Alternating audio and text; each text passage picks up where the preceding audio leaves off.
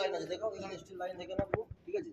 এখান থেকে পুরো 36 ইঞ্চি আছে, পুরো স্টিল লাইন হয়ে গেল এটা উপরটা 44 ফুটে, ঠিক আছে? আমাকে দেখা দে তাহলে না ও দেখা দে 44 ফুটে স্টিল লাইনটা হয়ে গেল এখানে, আমাকে দেখান। স্টিল লাইনটা হয়ে গেল এখানে, এই যে মালটা দেখতে পাচ্ছ পুরো ওয়াটার স্পিড লেভেল আছে, সমান আছে, ঠিক আছে? সমান আছে, এটা অসুবিধা কিছু নেই। আর এই যে হাইটটা আছে দেখতে পাচ্ছ ধরনটা,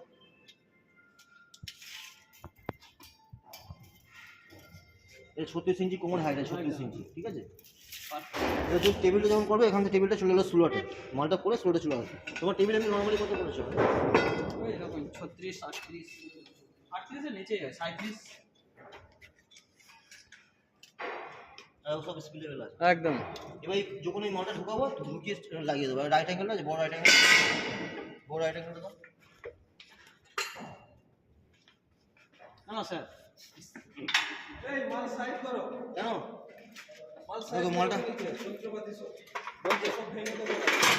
মাল সব ঠিকই আছে, এখানে রাইট অ্যাঙ্গেলটা ওদিকে ওদিক বলছি আমরা জিনিসপত্র রাখছি ওখানে।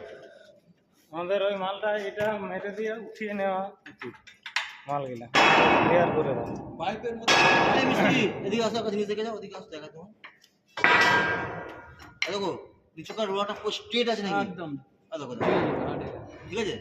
তোমার যখন এই লাইনটা সমান থাকবে তাহলে তুমি জানবে যে তোমার ডিগ্রিটা কোনো দিন আউট নেই। তোমার যদি প্যাঁচা কোণাটা কম বেশি থাকে তাহলে কিন্তু এটা মিলবে না। একদম ঠিক আছে, এটা কোনো বই ঠিক আছে তো? একদম স্যার।